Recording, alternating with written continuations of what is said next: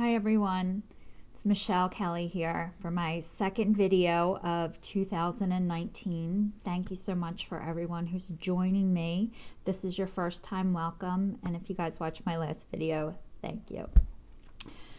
I was concerned when I first did this that what if I had haters?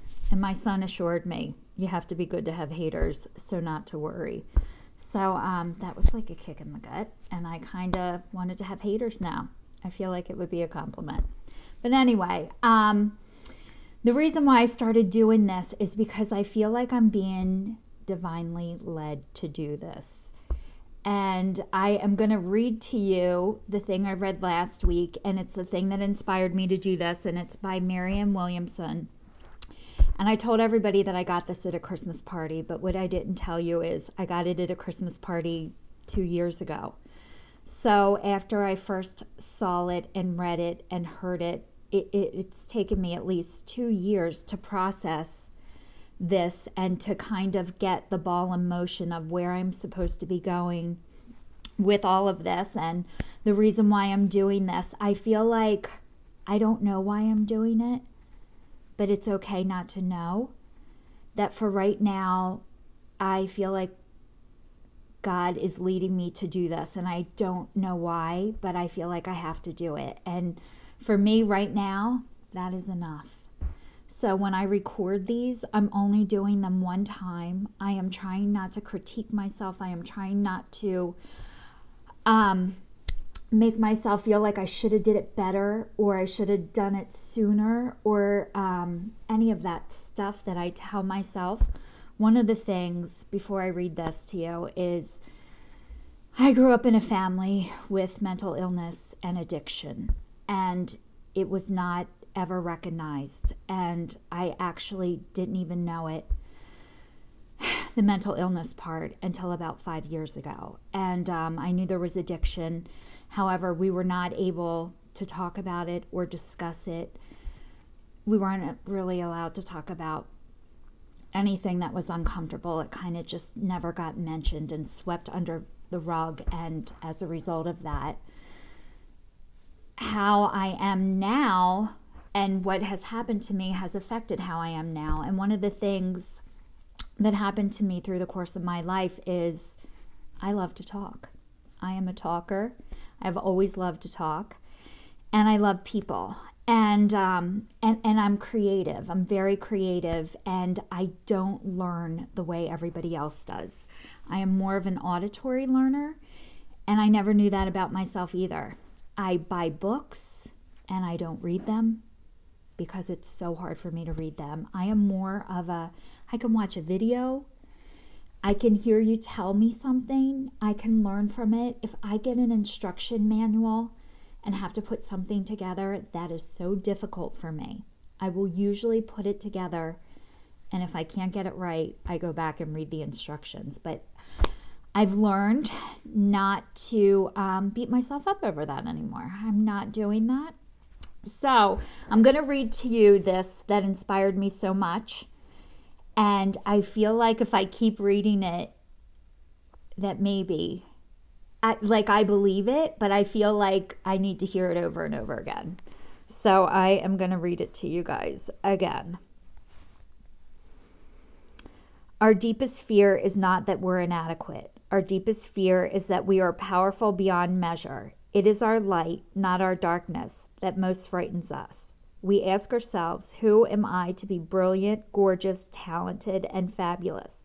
Actually, who are you not to be? You are a child of God. Your playing small does not serve the world. There is nothing enlightened about shrinking so that other people will not feel insecure around you. We are all meant to shine as children do. We are born to make manifest the glory of God that is within us. It is not just in some of us. It is in every one of us. And as we let our own light shine, we unconsciously give others permission to do the same. As we are liberated from our own fear, our presence automatically liberates others. Marianne Williamson.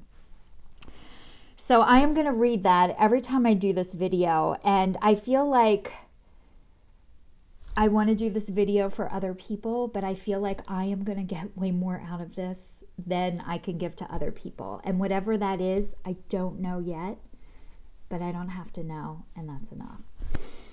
So I just want to talk to you. I said I was divinely led to do this and how that came to be. I was brought up Catholic. I went to Catholic school. I really did not feel a connection to God ever. And I heard about God, you know, I was taught about God, but I never felt God. And I realized over the course of my life, I really didn't feel much because I couldn't. Because of what was going on in my house when I was growing up, I learned how to disconnect. And I had to disconnect to protect myself. And so I couldn't connect to God, to a higher power, to any of that, because I was so busy protecting myself that I couldn't be open. But one of the things I did remember that I was taught is that God punishes people. And after the things that I've done through the course of my life, I thought, how could God ever love me? Look at all the things that I've done. I've done to people that I've had done to me. I am going to hell. So what I have learned is that God is not punishing me. That God loves me and wants what's best for me. And one of the things that happened to me a couple of years ago, I was on a spiritual retreat up at the Karen Foundation. And I don't know if you guys have ever heard of the Karen Foundation, but it is a drug and alcohol rehab, and they have this thing on Sunday called chapel. And chapel is awesome. They curse during the Mass. They sing songs that are on the radio. It is incredible. I kept thinking if church was like this, I would totally go. So anyway, what happened for me in that Mass, the priest said, "Do you want to see God?" And I was in a room full of people with people in front of me, behind me, to my left and to my right. So he said, if you want to see God, look in front of you, look behind you, look to your left and look to your right. And there he is. And that was it for me. I'm like, oh my God, God is in people. God works through people. And that was it. I'm like, I feel God. So with that being said, that was a connection for me. That was that day, at that time, that made sense. I related to it, and I feel a connection to God. I feel a connection to people. I love people. I love hearing their stories. I love hearing what has happened to them and how they are trying to do life, because I never got the rule book. And I was always looking for people to tell me where I was supposed to go and what I was supposed to do and how I was supposed to do it. And as I was doing this, I was making wrong turns and, you know, hurting myself over and over again, and I didn't know how to stop. So I have had a lot of incredible things happen to me over the course of my life, and God has always been in my life. I've had angels come by and help me, and I didn't know they were angels at the time, but they were. And as I look back, I think, oh my God, I was getting signs that there was God. I just couldn't see him at the time. But now I am starting not only to see it, I'm starting to trust it, and I'm able to live it. And honestly, that is the biggest gift that I have gotten lately. And I am learning how to channel it and use it and not fight it.